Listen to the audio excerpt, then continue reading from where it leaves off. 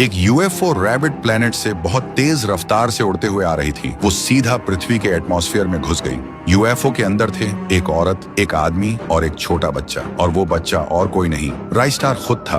तीनों यूएफओ की खिड़की से पृथ्वी का नजारा देख रहे थे, पर देखते ही देखते यूएफओ में खराबी आ गई। अलार्म बजने लगे, धुआं भर गया। माँ चीख उठी, जल्दी हमारे बच्चे को बचाओ। और तभी यूएफओ आसमान में ही फट गई। तीनों जमीन की तरफ जा गिरे, लेकिन किसी को कुछ नहीं हुआ। राइस्टार की माँ ने रोकर कहा, अब हम अपने घर कैसे लौटेंगे? तभी राइस्टार के पापा की नजर पड़ी गांव के बीच रखी एक पुरानी कुर्सी पर। उन्होंने अपनी एलियन टेक्नोलॉजी से उसे बदल दिया, एक ऐसे डिवाइस में जो वक्त और यादों को तोड़ झोड़ कर एक रास्ता बना सकती थी।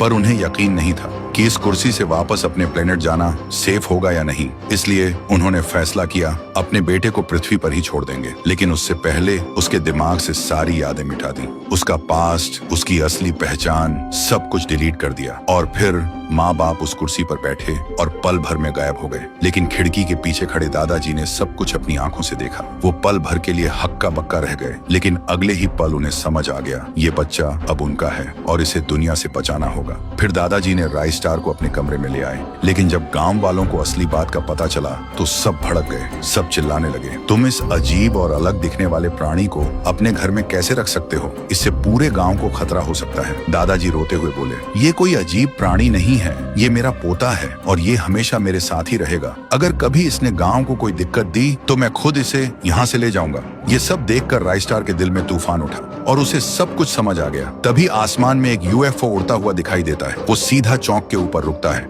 और यूएफओ से उतरे राइस्टार के माँ बाप वो कहने लगे, बेटा हमें खुशी है कि तुम्हें सब याद आ गया। हम बस इसी दिन का इंतजार कर रहे थे। बेटा चलो अपने घर, हमारे साथ वापस चलो। राइस्टार सुनते ही खुश हो गया, लेकिन वो आंसुओं के साथ बोला, मैं आप लोगों का बेटा हो सकता हूँ, पर मेरे लिए मेरे दादाजी ही मेरा घर है।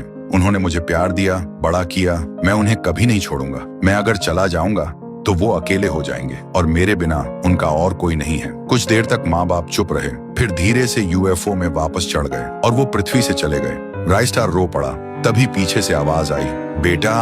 राइस्टार मुड़कर देखता है, दादाजी खड़े थे। दादाजी बोले, बेटा तू अपने माँ बाप के साथ क्यों नहीं गया?